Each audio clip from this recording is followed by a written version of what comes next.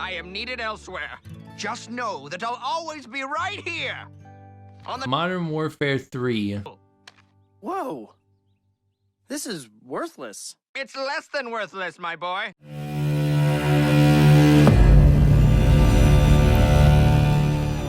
I still remember when Modern Warfare 3 came out all those years ago. I bought it on Steam, and after I was done with the campaign, I uninstalled it from my hard drive.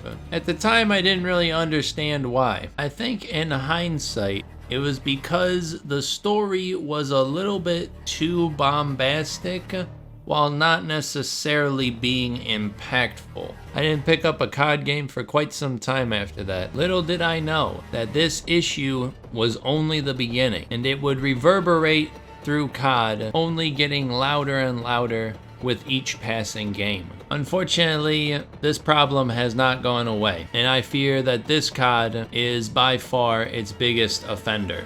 So much so that I would even go so far as to possibly say that this might be worse than Vanguard? I'll be going over the entire game's story. Then I will touch on the story overall as a whole, and then discuss my time with the multiplayer. With that being said, I am your host, Mr.LetsGame, and welcome to my humble channel. If you like content like this, consider subscribing to the channel for more. And also feel free to give a like if you think I did a good job at this review. And feel free to give a dislike if you feel like I didn't do a good job at this review. Trust me, you guys will definitely make your voices heard on that. I think the last COD review I did was like 61% positive, which is like not normally what I get. Anyways, I know why you're here, you know why you're here. So without any further ado, let's game. So the story starts off with our first mission, Operation 627. So the game starts off with these three dudes getting suited up in like scuba gear in a submarine so that they can go and assault this prison. I'm not gonna lie, the game already started and I was not in the best state of mind at this point. Cause think about it, when the original game came out, almost no cutscenes. Everything was done in-game animations. And I think they should have kind of stuck to that when it comes to the mission structure. Now, don't get me wrong, I do kind of like the over-the-shoulder type thing where the camera kind of snaps into their perspective, so that is kind of cool. But still, I just wish that there was some key factors in the story where you would get to experience it through a character's eyes and not just in a cutscene. Anyways, so they break into this place, which looks like a prison, and they take out the guards and they quietly go down into the isolation cells below. Also, the mission name for this is Operation 627, and if you know anything about the previous COD games, you'll know what this is a reference to. That, and you can also tell that this place is obviously a Russian gulag, because where else would you find people storing unused rocket launchers like this? They literally have a rocket in a damn milk crate. Anyways, when they get to the isolation chambers, they open it up and they find Makarov? Now, if you're a fan of the original COD, you'll know that this is obviously a subversion. Even though that these scenes are shot relatively similar, they don't hit the same. Like, look at this. The guy sees Makarov, and he gives him a bulletproof vest, and he hands him a weapon. This same exact thing was done in the original Modern Warfare 2, because this pistol that Soap gives Captain Price is the same exact pistol that Price gives Soap at the end of the original Modern Warfare campaign, so that he can take out Emrod Zakea. And him giving back his pistol saying it belonged to him, oh man, really hit the heartstrings there. But this time around, they literally just give Makarov a pistol and it doesn't really mean anything. Also, Price in the original game and Makarov in this game were both named Prisoner 627, just so it could get your hopes up that you would see Price in a gulag again. Anyways, they're going up this elevator when this Commander Ivan says to Makarov that their forces are being hammered pretty hard upstairs by the prison guards, so he stops the elevator so the team can deal with them. But Makarov says that the prisoners will soon encounter the guards, and in the confusion they'll slip out, for timing is everything. Just remember this decision for later, it does come around. You then have to do this like multiple choice question where Makarov asks you who has power in the prison, the guards or the prisoners. He'll agree with you no matter which answer you give him, but he seems to be the most entertained if you say neither. I really don't know why they decided to include this multiple choice question here, because this is literally the only time where this like QTE question and answer system comes up. And I actually did like how they implemented it more in the previous game, or you actually had to answer Valeria, otherwise she'd murk your ass. Ball tortured. Anyway, so Makarov escapes, and Captain Price and the boys hear about his escape, and they have to duck out of the multiplayer lobby that they're just about to jump into. Makarov is out. He's on the move, John. Abort! Turn us around! Mission failed.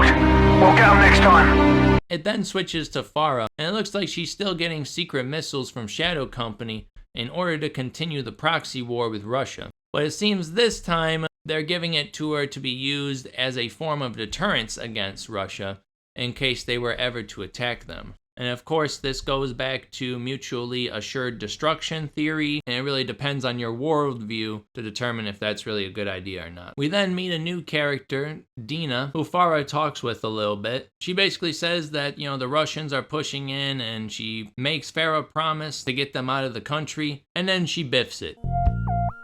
Just say, I really miss my wigger. Anyways, real quick before I get into what this mission's about, I need to explain what this type of mission actually is, because it comes up quite frequently. This type of mission event is known as a weapons-free mission. While it looks like it only takes up 6 of the 14 missions, you also have to realize that a lot of these missions you'll bust through in about 15 minutes, because they're really just like story missions. But yeah, that being said, there's really actually only about like 10 actual missions. So really, it actually makes up about more than half of the campaign, even though it doesn't look like it on paper. Now, the way I've been talking about it sounds like they're bad, and I don't want to give off that impression. They're actually really not all that bad, and as a matter of fact, they're actually kind of fun. You can tell, though, that they put in a little bit less effort into these than most of the missions. It's usually just you by yourself, with maybe a friend providing cover fire if you get caught. There are a few exceptions, but most of them just involve you getting dropped into like a pseudo DMZ mission and completing it how you like. And I compare this to DMZ because it's actually the only time in the campaign you're able to do weapon inspects outside of the normal missions. So I feel like potentially they used the same engine on this. I do like how you can approach the mission in many different ways. You can go in stealthily or just be full-on combat ready. But the part that makes these missions stand out from any other type of mission is that if you find weapons or equipment out in the field and you die, when you load back into your last checkpoint, you can choose to equip whatever you acquired. You even have to go out and find those, I'm just gonna call them accelerators. Like, you clip them onto the zip line, you can go up really quick, or you clip them on, you can go down. But it is really a love-hate relationship with this type of mission structure. I really don't know what to think about it. But at the end of the day, I just wish that there was maybe a bit more linearity to some of the missions, while also letting you openly explore like this. Anyway, so Farah doesn't have enough people to take back the missiles from the Coney troop, so she decides to plant trackers on the containers, fully intending to counter-ambush them when the containers reach their destination. Also, a little bit of explanation might be required at this point, just so you don't get confused, because I sure was when I first heard about this Coney group. I just didn't know where they actually came up in the story, but apparently they've actually been in a lot of Modern Warfare games, and in the different series they've actually been very different. It seems like this time around they're a private military group that works for whoever pays the most. In the last game, they were actually General Barkov's personal army. I don't know how I never knew about this until now, but here we are. Also, just to rip the band-aid off now, because you've probably been seeing the gameplay, Alex is alive. and Graves is alive. And there is no explanation as to why this happened. I mean, all we know is that Alex just lost his leg in the process of trying to escape. And it's like, are you kidding me, my dude? Like, this guy literally had to hand detonate a bomb in a fucking chemical gas factory. If the explosion alone didn't kill him, then all of the toxic chemicals being released probably would. And then Graves, they give like no other explanation as to how he survived the Modern Warfare 2 campaign. I mean, I guess maybe he just wasn't in the tank, he was remote controlling it, which actually does kind of make sense for his character, but they don't even bring it up here, like not even a throwaway line of Graves being like, it's drone technology, son. You should look into it sometimes. I don't even have to be in the tank to pilot it. Or something like that. Anyways, so Makarov returns back to his private military group,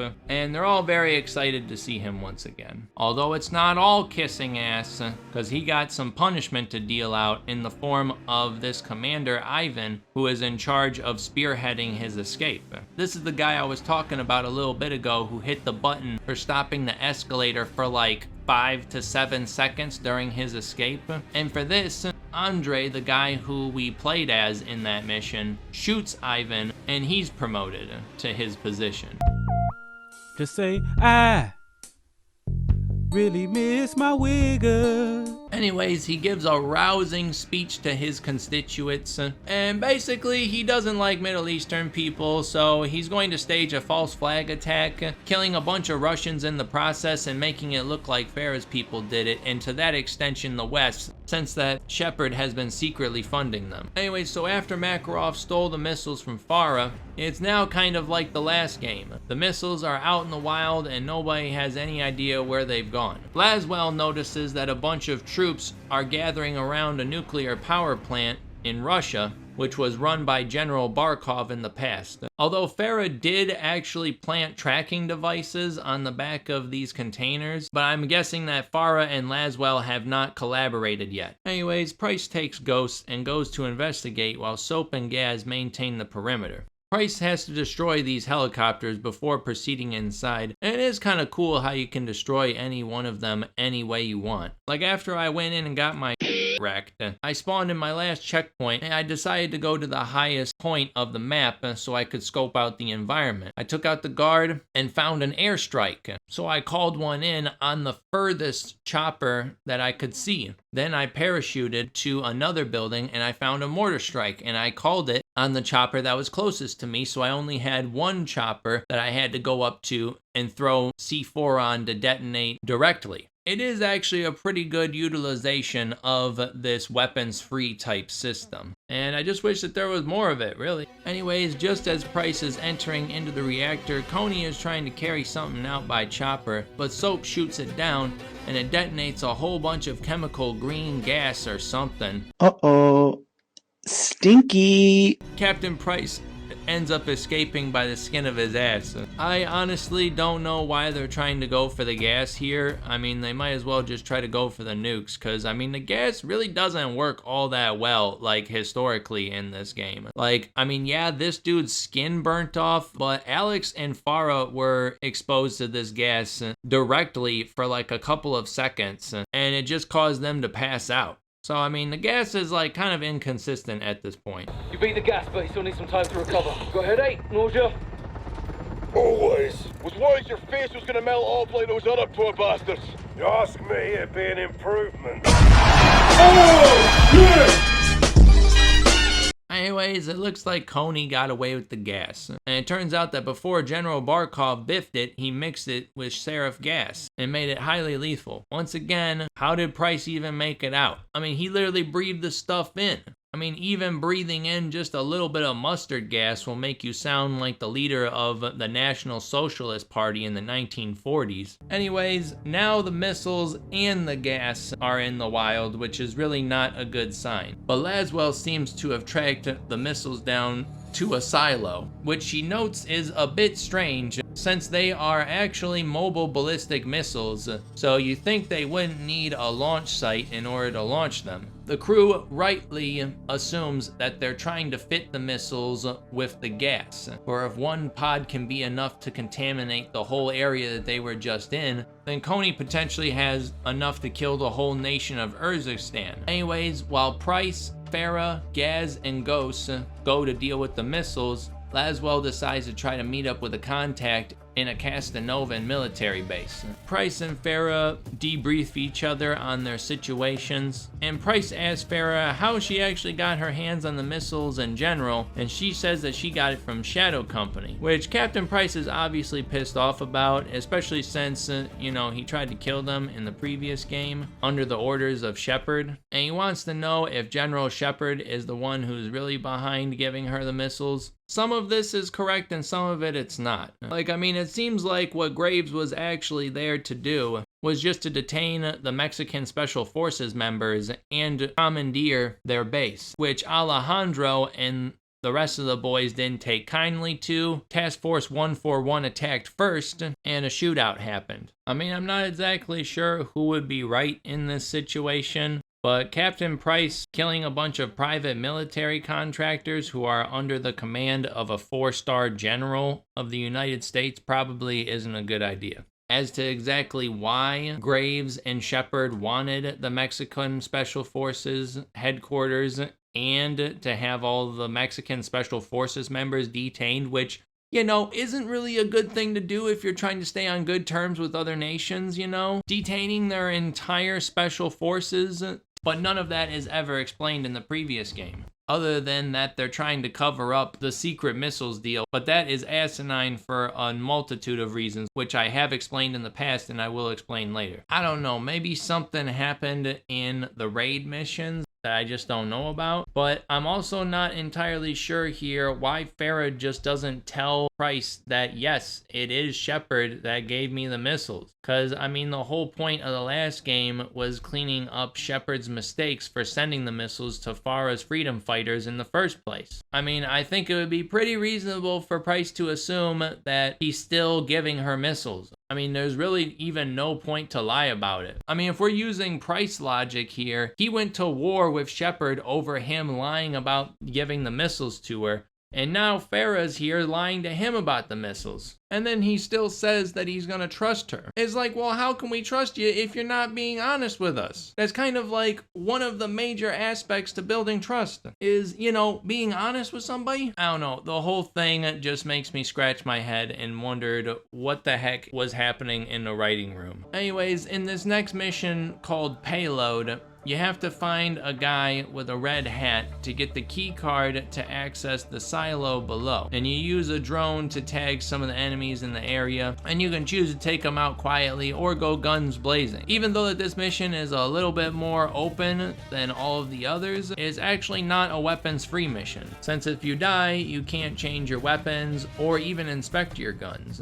Although you can use tall grass to sneak around, and that is kind of cool at least.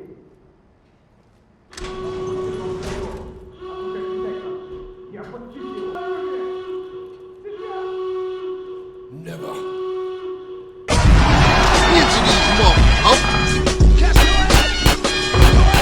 So one thing I noticed when I was playing this game is this thing called tactical aiming. I'm not entirely sure what it does, but for me, it feels like I'm a bit faster when looking down the sights of my weapons. Not only is it quicker to look down the sights, it's literally instantaneous while not necessarily being zoomed in, but it just feels quicker to aim and look around. And with shotguns or SMGs, this is a godsend. There has been so many times where it saved my ass throughout the campaign. Anyways, Soap and Gaz get done inspecting the missiles that they're supposed to disarm on another silo, and just as they predicted, they're capped with the deadly sarin gas, and they move to disarm it. Farah and Price find out that the missiles are already prepped for launch and they can't be stopped.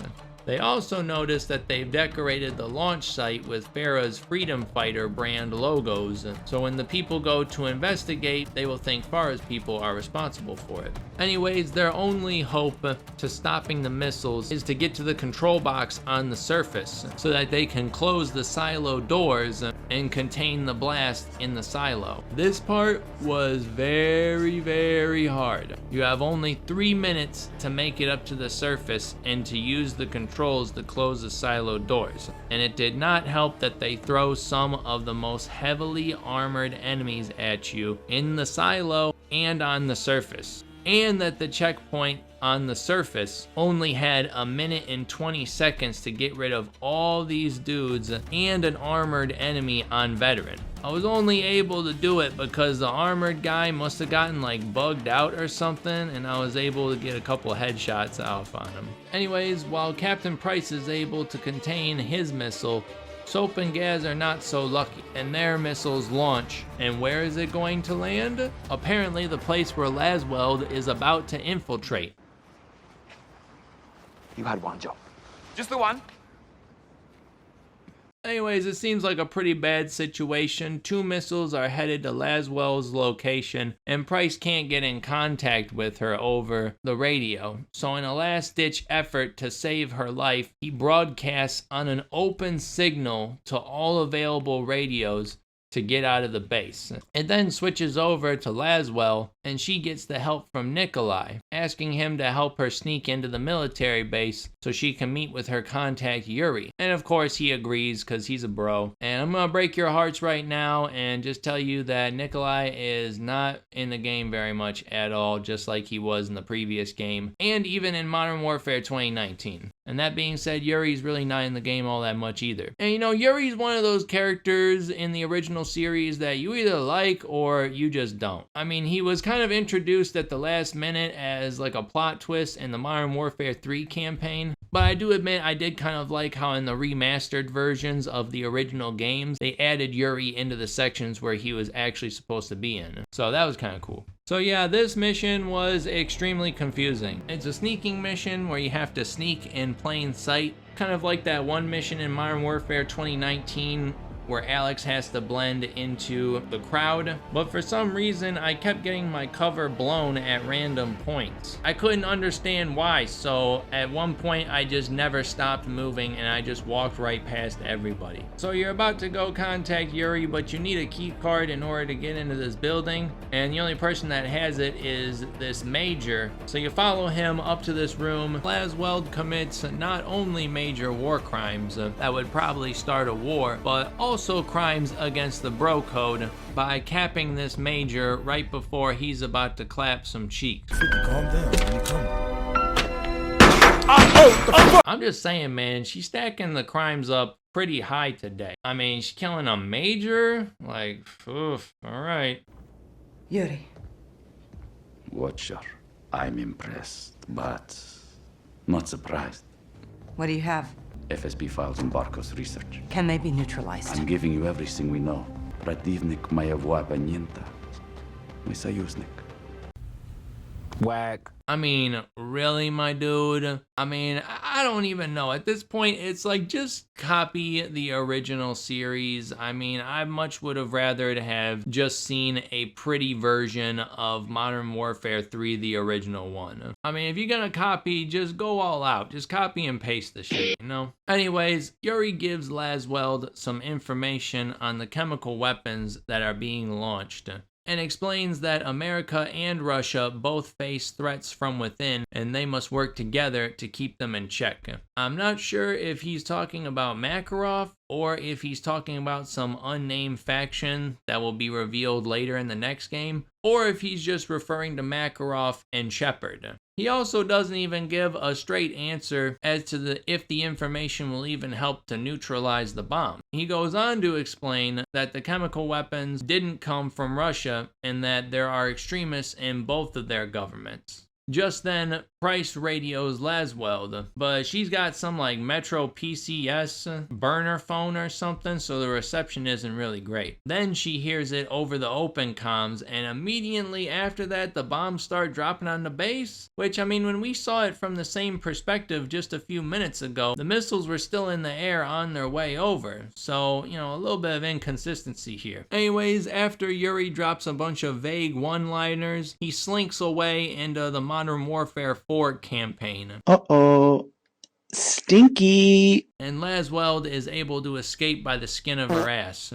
Once again, man, these bombs just suck, dude. I mean, all the main characters are able to survive them. I was expecting at least one of them to die from it. Oh yeah, and spoiler alert, nobody dies from it. I just thought of something too. I bet you that this will be one of the zombies maps, that zombie mode that they're going to be releasing. Let it be known that I recorded this before the zombies came out, so go see if I'm right. Anyways, the next mission takes place on an airport, and you get to see the Russian public's perspective of the bombing on a news program with British voices. I guess it must be a BBC channel or something. Anyways, this next part of the story is a little strange and convoluted, but basically one of Farah's retired freedom fighters is on this plane and is found by Makarov's men, but she fights back and makes things worse for herself. Now everyone thinks she is the terrorist. She gets captured by Makarov and is fitted with an explosive bomb jacket, which I don't even want to know how they snuck that on the plane. Straps it onto Farah's friend, rigs it to a phone, and then throws it into the plane. But the passengers aren't able to disarm it in time, and the whole plane goes down. What a super complicated thing to do. I mean, the original game was a lot more straightforward with it. Go pumped up kicks in an airport, because it's probably a lot easier to sneak weapons through the back of an airport under the guise of security, and then leave the American mole's body for the Russians to find, and boom, World War III. I mean, don't get me wrong, both of the plans have fatal flaws in them. I don't necessarily think the Russians would just outright invade the US without asking what happened first. But you could make the same argument with this game. What if the Americans were able to explain the whole situation ahead of time covertly? Or what if someone is able to get to the black box first? But I bet that's impossible. So the next mission has Farah retrieving the black box from the crash site of the plane that landed in her country, so it doesn't look like her freedom fighters were responsible for it. In the previous game, Makarov did what he did to start a war with the West, but this time it seems like it's to get Farah in trouble, to teach the West a lesson. I don't know, maybe he has some sort of other 4D chess move that's gonna bring down America that he's saving for the fourth game. Anyway, Coney beats Farah to the crash site, and this is another weapons-free mission. It was a bit harder to get the sneaking mechanics down than I thought, but all in all, it was okay. Anyways, Farah goes around hacking a bunch of early 2000s Nokia phones, or at least that's whatever the hell this thing is, and then eventually finds the black box. She erases the data and decides to track the Coney operatives to see where they go. It then shows the footage of the plane attack, and I just thought that this was really funny because like it shows these guys coming out and they start pointing fingers at Farah's freedom fighter, but in reality, the second these two guys came out of the curtains, I lit them up. Anyway, I started blasting. That's Makarov. Well, no shit, Sherlock. Anyways, this whole section is a giant flashback mission, and I guess it's okay. Makarov threatens to attack an airport in Verdansk. That's right, they dragged the multiplayer into this, but instead of attacking the airport, he decides to attack a football stadium. And all of these security personnel are actually paid goons by Makarov. It's kind of like that one Modern Warfare 2019 mission where the attackers blend into the civilians, but they're security team members instead. I just think it was done way better in 2019. And they also capture Makarov in like the weirdest way. Step out of the vehicle! Out of the vehicle! Now! Disrespect, man, but you can't drop us. I mean, this van just goes flying and it flips over and they find him in there and everybody in there is dead except for Makarov. At the end of the mission, it's implying that he wanted to get caught. So you telling me like this was the best way he could have thought to get captured? Like, I mean, everybody in here is dead. I mean, would he really put himself in danger like that? What if instead this happened? They find Makarov at the roof of the stadium with all of his men being executed, probably by Makarov himself because he didn't want any of them to talk if they got captured. Price then would get a little smart and wonder why he would just be giving himself up like this without a fight. Then he would realize his mistake and he would call in to Griggs. That's right, Griggs from the first Modern Warfare game, who's been running security at the airport at the time, just in case Coney tried to attack there, and boom, he biffs it. I mean, thinking of that literally took me like less than 2 minutes, but I think something like that would have worked a lot better since the people at the airport who have died would have been on Price. And that would have injected way more personal reasons for him getting back at Makarov, besides him being a bad guy. And it would have made me actually think that this dude is a criminal mastermind. All in all, it's a filler mission that just shows they could have killed Makarov when they had the chance but didn't. Also, I think I died the most amount of times in this entire campaign in this one part of the mission. So pretty much an average amount of deaths on veteran in the original Call of Duty franchise. So after all the characters wake up Price from his flashback coma, a call from the Pentagon comes in, and I guess Price is alright with Nikolai sitting in on it for some reason, even though like he literally doesn't do anything else in the story. Anyways, it's from Shepard and the leader of Shadow Company, Philip Graves. After some unpleasantries are exchanged, Shepard proposes that they work together, since he has some information on the person that is financing Makarov's plans, and he knows that he probably will have some explaining to do in the military courts about the incident that happened in Mexico, so he wants a win on his books, so he doesn't go back to the courts with his dick in his hand. Historically, I don't think this has ever really been the case, but hey, I guess he just wants his bases covered. I guess he's just concerned about his legacy or something. Price is hesitant to do this for Shepard, but they assure Price that they do this kind of thing all the time.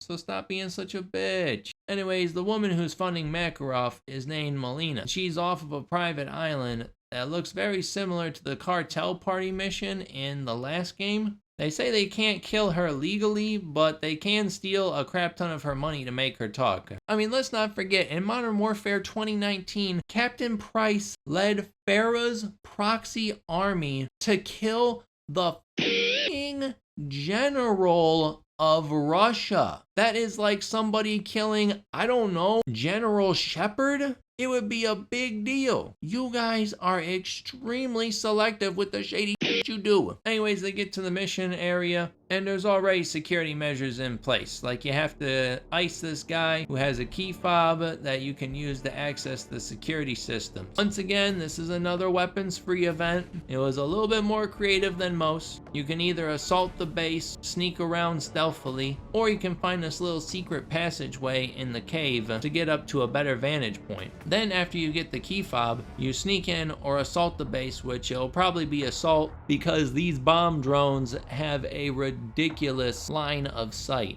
Anyways, they make it to Melina's office, hack into her finances, and steal all the money in Makarov's account. She unfortunately tells them that all of Makarov's work has already been bought and paid for, but it did definitely put a dent in his spending power. So with the trail cold, they increase the pressure on her and demand some information on Makarov's location, threatening that they'll take her money directly from her personal account. And eventually she cracks, saying that she knows Makarov is using the money to buy properties in Vostok. And with the information acquired, Soap and Ghost make like two frat bros facing statutory charges and slip out the back. Then it switches to Makarov's perspective, and he's talking to his second-in-command, Andre, and informs him that there's no way Shadow Company got to Melina, and it must have been with the assistance of Price, regardless of how fragile their alliance is. Makarov says that they must act on the information they got from the captive. And then he says if their intel from their shadow friend is correct, then Andre will be the first to know. Remember this, because it is literally the biggest plot hole in the entire game. That's a surprise tool that can help us later. Anyways, they look into the Vostok property and they see that it's a very inconspicuous place. For how could anyone guess that this is a military outpost with a giant helium zeppelin connected to the roof of the building? So Captain Price says he'll provide overwatch from an adjacent building while Gaz clears the place from bottom to top. Which basically, this means you're on your own until the very last part of the mission. And it's actually kind of a cool one. The first time you go in, you'll probably alert everyone to your position since you can't choose any silenced weapons, and you don't have the zipline accelerator to go all the way to the top. The worst part is that there's only like 2 checkpoints in this entire mission, and they're both at the end, so if you die, then you have to start all over again. But when you find the silenced weapons and the accelerator zipline tool, you can pretty much navigate your way to the top of the building and skip the entire section, going straight to the first checkpoint. And there's even more than one way to get to the top of the building, which does lend to some replay value. So for that, it is actually kind of a cool mission. Probably the one I had the most fun with, but was also the most rage-inducing at the end of the mission. Basically, when you make it to the top, since Makarov isn't there, your priority is to capture his second-in-command Andre alive, since he's the only link back to Makarov. And this dude has 2 riot shield bodyguards that guard him at all times. And I swear to God, they can headshot you from across the map with a damn pistol. One-handed. I mean, these dudes must have gone to the Arthur Morgan School of Gun Wielding. Anyways, after you deal with those guys, you have to extract Andre, which was actually surprisingly easy. You just hook him onto the skyhook, and Nikolai scoops your plump asses up. The Falcon recovery system will never get old to me. I find it so interesting that it was invented in World War II to help rescue soldiers behind enemy lines. Now, I'm not exactly sure how good it was, especially if you have an injured soldier who's being recovered in this sort of way. They might actually die from shock. What's the state of play with Nolan? He's less conversational than he was. More the silent type now. This son of a bitch was tough. I mean, we even stuck ice picks in his...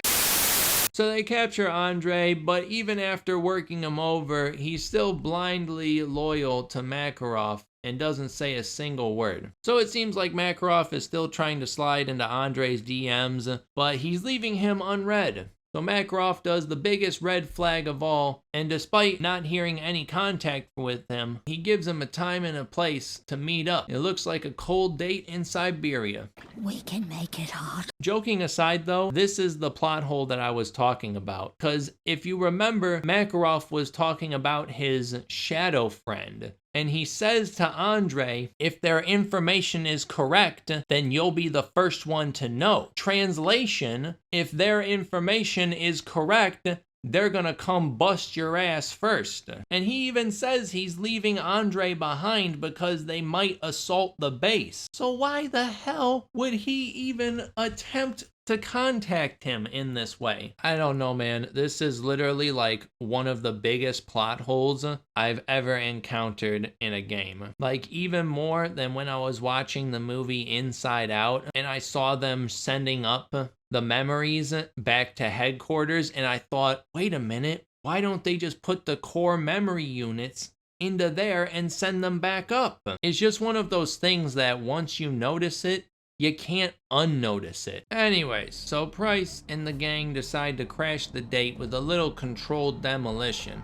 They plant explosive charges under the ice and explode them when the convoy is under it. They don't know exactly what's in this convoy. All they know is that it's important, but really they should be suspicious because, like I said, it could just be a trap by Makarov, which it's not. But if he was smart, that's what he would do, you know? Like, he would just have a bunch of his men carry a bunch of explosives in this car and then detonate them when they went to search them. Also, you telling me this convoy of cars happened to just pass over this specific patch of ice in a straight line like this. Like, come on. That being said, it is a pretty badass scene, so I'm gonna have to like reserve a little bit of judgment for that.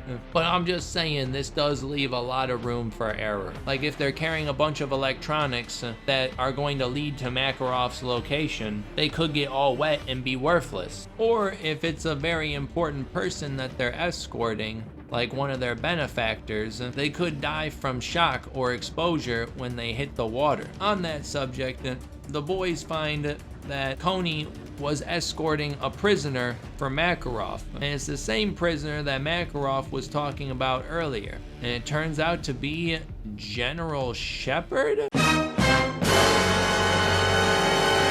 They also show a hand drill working underwater. I just never seen that before, and I thought it looked kind of cool. Anyways, everyone is extremely pissed off at Shepard. He says he didn't go turncoat and he didn't tell them anything, but they don't believe a single word, because why would Makarov keep him alive if he didn't? He then says he knows Makarov's next target, and if they can ensure his safety, then he'll tell them everything. I know Makarov's next target. You didn't even know you were the target. Like I said, I don't think this was a part of Makarov's plan, which just makes it absolutely asinine. Like, this dude is not as smart as we thought he was, but I guess we'll see how this plays out. That being said, the mission in general is okay. There's some thermal cloaked snipers you have to take out in one part of this mission, and it was a pretty cool cat and mouse game. But yeah, other than that, it's a pretty basic escort mission. So after extracting Shepard, they bring him to Laswell, and they all work out a deal. He gives Laswell everything he knows about Makarov,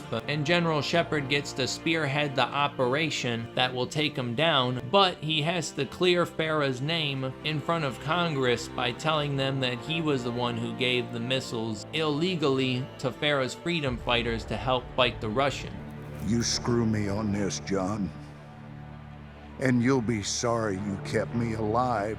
Dude, they're already screwing you, my dude. I mean, yeah, you get to live, but, you know, as a disgraced general, so, you know, good luck with that. So the information that Shepard has on Makarov is that he still has a bone to pick with Verdansk. He wants to blow up the dam, causing a flood that will kill everybody in the city, and if it's anything like last time, he'll make sure to leave plenty of evidence that people will think Farah did it. By that extension, the West. While that's going on, Farah, Alex, Gaz, and Price are going to attack an airstrip in North Urgistan where they believe it's Makarov's forward operating base, while Ghost and Soap take care of the dam. Gameplay wise, this mission was actually very fun. It was obviously another weapons free mission, but it was a very good use of the system. The map is very big and it has a lot of places to explore and things to find. I really liked marking all of the enemies with the thermals so I knew where they were when I hopped down there to sneak my way around. It felt just like Metal Gear Solid 5. I only wish that that happened in DMZ with non-playable enemies. I mean, it makes sense that they can't do it for player enemies, but I don't understand why they won't just let you mark an enemy so you can see him on the map. But yeah, story-wise, nothing much happens here. It's pretty straightforward. You disarm the bombs and you exfil. The next mission also really doesn't need any explanation or introduction. It's a danger close mission. You know the drill at this point. You get on the thermals and the AC-130 and you shoot the crap out of a bunch of terrorists. It's just as fun as it was back in the day. Nothing new. The only thing of note in this mission is that Graves says that Makarov is in one of these 3 trucks. So you blow them up and Shepard tells them that, yep, this was Makarov. Everything's done. There's no need to check any of their bodies because they're all burnt up. Yeah, but like I said, he just wants to get a win under his belt. So the team just kind of shrugged their shoulders and lets him have this one. 6 to all stations. That kill is not confirmed. I say again, that kill is not confirmed. Gold Eagle Actual to all stations. Your orders are to stand down. We got nothing but fire and brimstone out there, and that's all the confirmation we need. It's over, John. We nailed that bastard to hell and gone. Yeah, that's what we said about your little shadow Graves, yeah? And you know what? That's...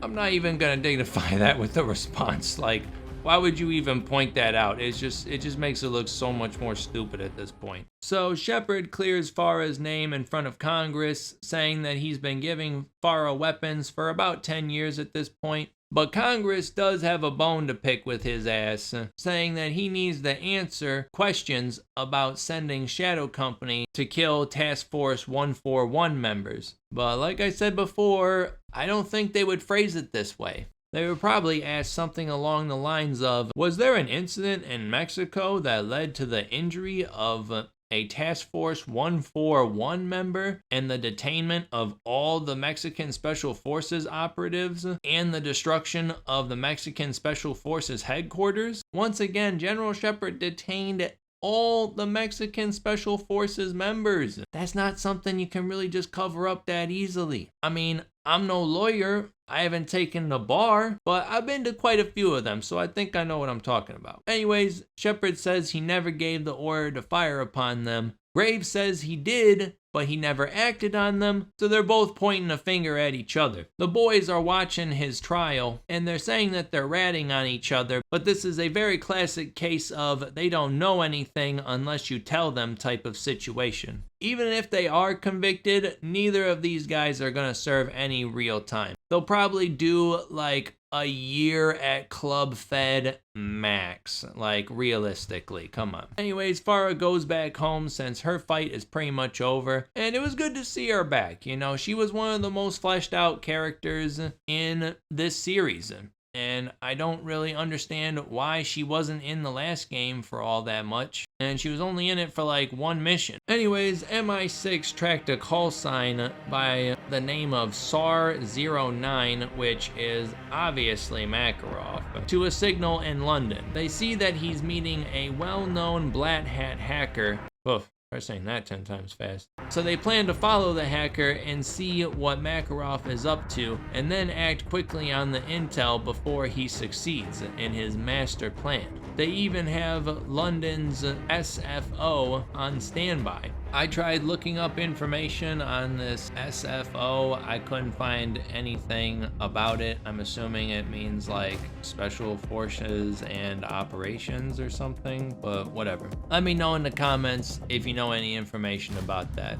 Anyways, Ghost will be on the CCTV watching for the Black Hat hacker, while Gaz, Price, and Soap tail them on foot. And yeah, this part of the mission is okay. It's kind of like that part in Batman Arkham Knight where you have to pause this video at the right moment to analyze certain scenes and get more clues. It's short, but at least it mixes up the gameplay a little bit. I just wish there was a little bit more of this. So the Black Hat hacker says she dropped off a flash drive at a location, and Ghost looks through the CCTV and follows the guy who picked it up and sees him heading straight for the subway system. Gaz, Price, and Soap meet up with London's SFO squad and push deeper while meeting heavy resistance. They finally make it to a computer which has the flash drive in it, and it seems like it was a Trojan horse virus that was on the flash drive that gave Coney control of the train system, and the CCTV shows that Makarov boarded a train 10 minutes ago. They correctly assume that he wants to blow up the tunnels,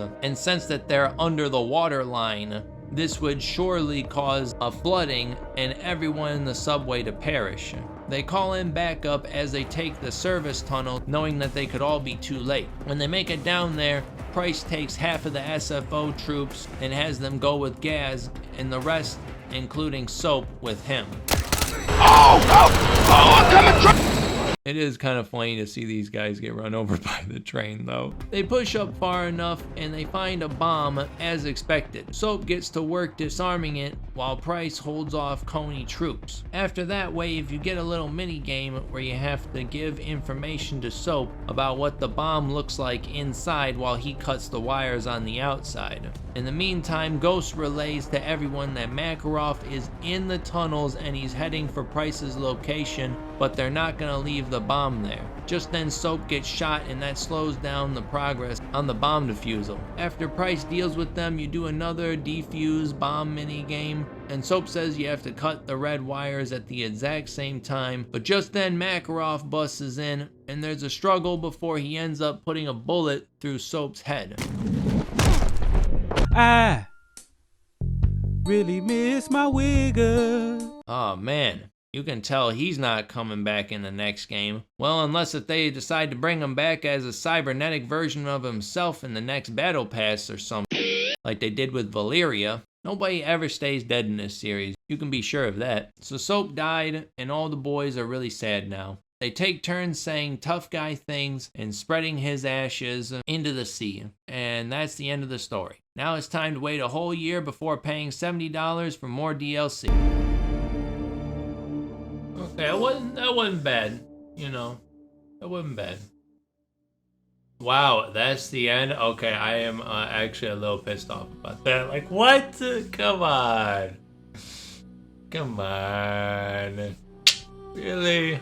And you would think that was it, but oh, I guess everything nowadays has to have a mid-credits scene. Funny thing, I didn't even know about this until maybe like a few days after the official game dropped. John. General. This job is about making sacrifices for the greater good. Agreed. You got a body count of your own, John. It'll come back to haunt you. Oh, I am not gonna beg for my life. Not from you or anybody else, Captain. Wouldn't do you any good. I'm not gonna lie, Cybernetic Shepherd as an operator does actually sound kind of cool. I would maybe consider getting that. What did I think of this game as a whole? I'm still mind-boggled over this story. I mean, it is just really bad. Don't get me wrong, not worse than Callisto Protocol DLC, okay? Like, oh my god. That was literally the worst DLC I ever played. Link to that video in the iCard right here. And that being said, at least Vanguard tried something new. They took a risk in this weird, like, in-between formula of like a video game and a TV show or movie. I mean, they absolutely butchered the story in general in that game, and it did kind of play things safe, but this game did as well. I mean, the gameplay was actually pretty fun. There was a lot of times where it wasn't, especially on Veteran, but I just feel like there's really not that much going on here. A lot of people in the COD community are actually wondering if this game was actually meant to be DLC. On face value, I actually don't see anything really wrong with what they're saying. And if you look at it purely from a multiplayer point of view, you might actually make that argument, because they said they were going to be supporting Modern Warfare 2 for 2 years before moving on to the next game. And they also said that they were going to slowly patch in the original Modern Warfare 2 maps for the multiplayer. And then I think it was only speculation that they were maybe going to do some DLC down the line for the story content. Now I gotta admit, that looks pretty bad. It looks like they just took what was supposed to be free in the last game and slapped it on into this game. But a counter argument I have also heard is that DLC back in the day used to come in the form of map packs. They were usually about $20 a piece. They would have, I think, like 3 or maybe 4 maps in them. And then they would also have one zombies map. And if I'm not mistaken, most of the time there would be 3, sometimes 4 map packs per game that would come out over the year. So I mean, if you look at it that way, if it was a COD that had 4 different map packs, then you can maybe see this as being about the same as what they would normally charge for this. Although even I have to admit, it's still pretty scummy that you tell your customer base that they're going to be completely free, and then you go back on that and you put it in the next game. So if I was to put a big number on this game, with 1 being the absolute worst, 10 being the best, and 5 being average, what would I rank this game? That's kind of hard, because while I did kind of had fun with this game, there was nothing really there when it came to story. I mean, for this review, I had to play through some sections of the original Modern Warfare and Modern Warfare 2. And during recording, there would be a lot of times where I would just get caught up in the story, and I would just keep playing it just to see what was gonna happen next, even though I'd already played it. The game was just that gripping. And I think it's also in large part, as I've mentioned before, to the fact that there was just no real cutscenes in the games. You experienced everything through your player character's eyes. And maybe to a certain extent, it felt like we ourselves, the player, were experiencing these events. I was almost kind of bummed when I would have to go back to Modern Warfare 3. Anyways, let's just get this out of the way. It's a 4, okay? A damn 4. And that's a damn shame too, because I really want to give this something higher, but I really can't. It took me 7.5 hours to beat this game on veteran. On veteran difficulty, man. That's maybe how long it takes me to beat the original campaign on easy mode, on recruit. This storyline is unacceptable. Does it make up for it in other places? Yeah, I think it does. The multiplayer definitely would bump up the overall score on this, but we're not judging the game as a whole. I'm judging just the story by itself.